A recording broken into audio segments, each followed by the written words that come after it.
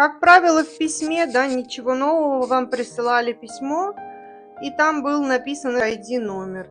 Если вы письмо потеряли, попробуйте запросить новое письмо. Письма старайтесь не выбрасывать, не терять, всегда иметь под рукой, потому что из этих писем всегда может что-то очень важное пригодиться. Да? Складывайте, сортируйте, заведите себе папки специальные для писем, чтобы у вас всегда ваши документы, которые касаются здесь, в Германии, все письма мы читаем очень внимательно, да, не выбрасываем ни в коем случае ни одно из писем, на котором нет такой пометки, как диалог пост.